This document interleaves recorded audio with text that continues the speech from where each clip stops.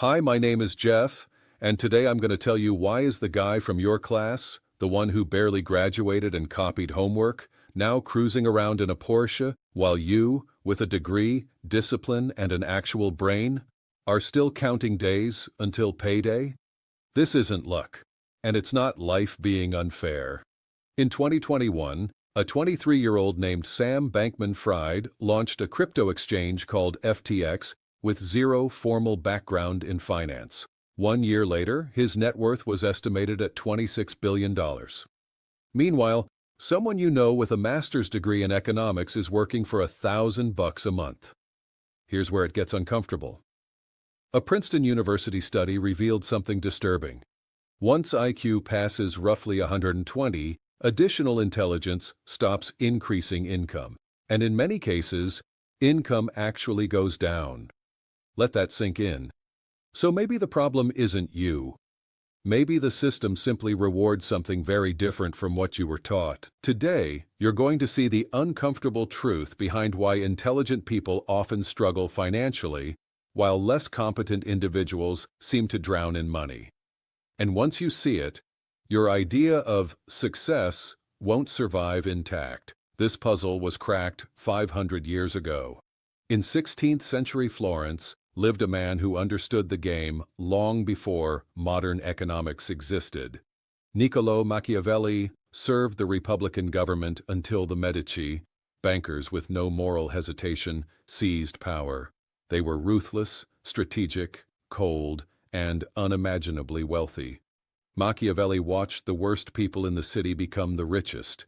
It shattered his belief in justice, but replaced it with clarity. In The Prince, he wrote that people judge far more with their eyes than with their hands, because everyone can see, but very few can truly touch reality. Translated into modern language, appearance beats substance when money is involved. People don't evaluate whether you're competent. They evaluate whether you look competent. Machiavelli described Cesare Borgia, a violent tyrant who murdered rivals at dinner tables. By modern standards, his wealth would equal billions. Why? Because he projected absolute certainty and power. People didn't invest in him because he was virtuous. They invested because he looked unstoppable. Now open Instagram. A woman poses next to a rented Lamborghini. She sells a course titled, "How to Make Your First Million." Thousands buy it. She isn't rich. She looks rich. Machiavelli would nod in approval. The system doesn't ask if you're smart. It asks if you look successful. And if you're ashamed to project success before you fully have it, you've already lost. But here's the real question. Why are incompetent people so confident? In 1995, a man named MacArthur Wheeler robbed 2 banks in broad daylight, no mask. When arrested, he was genuinely shocked. "But I covered my face with lemon juice." He believed lemon juice would make him invisible to cameras because it's used as invisible ink. His confidence in his own brilliance was unshakable. That case caught the attention of psychologists David Dunning and Justin Kruger at Cornell University.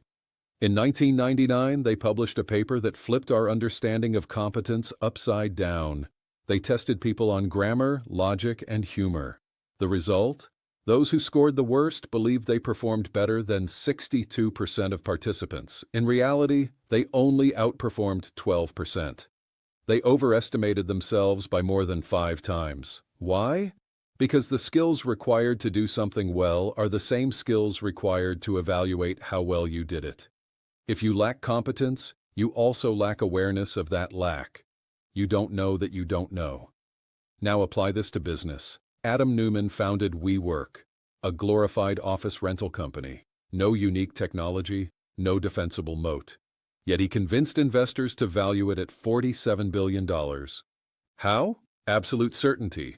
He talked about elevating human consciousness through shared workspaces. Experts saw nonsense. Investors saw confidence. A 2020 study in the Journal of Personality and Social Psychology found that individuals who display overconfidence receive 35% more investment, regardless of actual ability. The system doesn't buy expertise, it buys certainty. And the most certain people are often those least aware of their limitations. When was the last time you met a self-doubting millionaire? Now let's go darker. Not confidence, but narcissism. Research from the University of British Columbia found that individuals with narcissistic traits earn 27% more than equally qualified peers. Why does the economy reward a personality disorder? Because narcissists do what normal people won't. They don't hesitate. They don't imagine failure. They don't feel shame. Look at Elon Musk. Love him or hate him, his behavior shows classic narcissistic patterns. Mars colonization, neural implants, tunnels under cities. Most experts would call it delusional. Yet his net worth exceeds $200 billion. Why? Because narcissism allows bets that rational minds would never place. Or consider Elizabeth Holmes. She founded Theranos, promising revolutionary blood tests from a single drop. The technology never worked. It never could. Yet her absolute conviction convinced investors to pour in $9 billion. $9 billion into a physical impossibility. That's not just lying. That's the narcissistic ability to believe in your own exceptionality so deeply that others adopt the belief. Psychologists call this the dark triad: narcissism, Machiavellianism, psychopathy. A meta-analysis of 54 leadership studies found that individuals with dark triad traits are far more likely to become leaders. But companies under their control show 31% higher volatility. They aren't better leaders, they're better performers in interviews. It gets worse. Among CEOs of major corporations, 21% show psychopathic traits. In the general population, about 4%. The system doesn't merely tolerate these traits, it promotes them. So maybe your kind, ethical manager never moves up for a reason. What if the issue isn't the system, but your morality? In the 19th century, Friedrich Nietzsche explained this with brutal clarity. In Beyond Good and Evil, he divided morality into two types: master morality and slave morality. Master morality says, strength is good, weakness is bad, power is virtue, success is proof. Slave morality says the opposite: humility is good, pride is evil, wealth is corrupt, poverty is noble. Nietzsche wrote that good is anything that increases a person's sense of power, will, and influence. Now be honest. If you believe honesty matters more than money, you follow slave morality. If you feel guilty earning more than others, you follow slave morality. If you're ashamed to promote yourself, you follow slave morality. And the system rewards masters. Look at John D. Rockefeller, the richest American in history. He crushed competitors without hesitation. He monopolized oil. He called competition a sin. Slave morality would label him a monster, yet he died with wealth equivalent to $400 billion today. Or Jeff Bezos. Amazon is infamous for brutal working conditions, union suppression, extreme efficiency at human cost. Yet Bezos built a $150 billion fortune. Harvard Business School found that companies with the highest ethical standards earn 23% less during their first 5 years. Ethics are expensive. Ruthlessness pays. This doesn't mean you must become a monster, but it may mean your morality is quietly pricing you out of success. The system doesn't ask if you're kind. It asks if you're strong. And if your kindness makes you hesitant, you lose. Even then, there's another problem. You think too long. Stanford University found that fast decision-makers receive 40% more opportunities per year than those who overanalyze. Why? Because while you think, someone else moves. A good real estate deal appears. A smart person checks documents, consults lawyers, runs models. 2 weeks pass. An impulsive person decides in an hour and puts down a deposit. Who profits when prices rise? The one who acted. Bitcoin cost $1 in 2011. Experts analyzed risks, regulation, scalability. They waited. Non-experts bought because it sounded exciting. In 2021, Bitcoin hit $69,000. A study showed that 78% of early Bitcoin buyers had no financial or technical education. They were ignorant enough not to see the risks. This is called the awareness paradox. The more you know, the more reasons you see not to act. Knowledge creates fear. Ignorance creates courage. Analysis paralysis. Smart people imagine 100 failure paths and no action path. Less informed people see one option, try. And sometimes that single attempt works. How many times has your intelligence protected you from risk and from breakthrough? The system doesn't wait for perfect certainty. It moves at impulse speed. Now the most painful truth. Your intelligence is worthless without connections. Harvard research shows that 70% of jobs are never publicly posted. They're filled through personal networks. Your honors degree loses to a single phone call. Why do incompetent people rise? Because they aren't ashamed to ask. The smart person waits until they deserve help. The inexperienced one asks first and figures it out later. Psychological science found extroverts earn 25% more than equally skilled introverts, not because they're smarter, but because they speak more. Picture this. One person has a PhD, publishes brilliant papers, works alone. Another finished a short coaching course but knows hundreds of people and constantly pitches services. Who earns more? The coach. Every time. Studies of millionaires show 80% credit relationships, not intelligence, for their success.